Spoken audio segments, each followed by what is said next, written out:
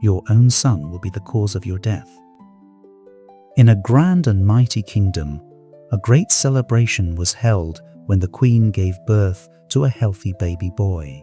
The entire court rejoiced, for the prince was destined to be the heir to the throne. However, on that very night, a mysterious prophet arrived at the palace, requesting an audience with the king.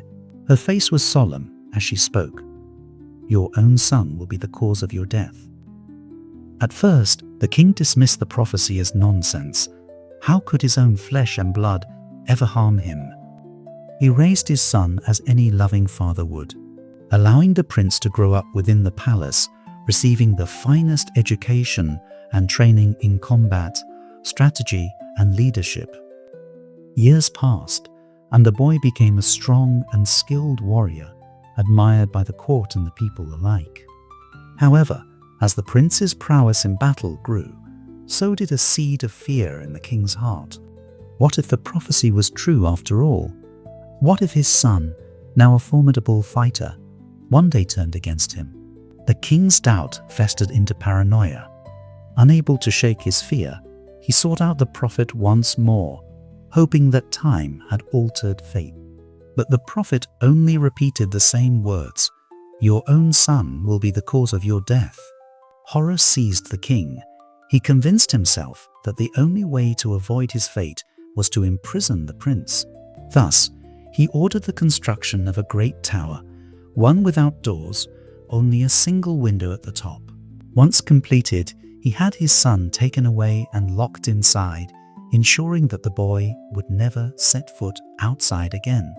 Servants were assigned to tend to the prince, but they were forbidden from ever seeing him.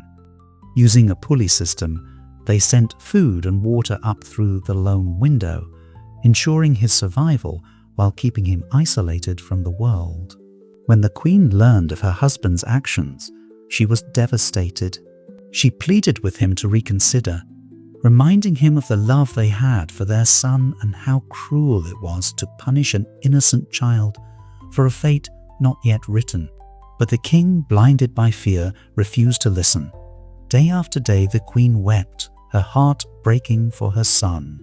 The sorrow consumed her, and before long she fell gravely ill. Despite the finest healers in the kingdom attending to her, she could not recover.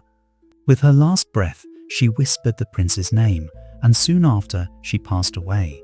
The king mourned his wife, but his paranoia only deepened. One night, he awoke in terror. What if the prince had escaped? What if he had used the very pulley system meant to sustain him as a means to climb down and flee? The thought gnawed at him, planting even greater fear in his heart.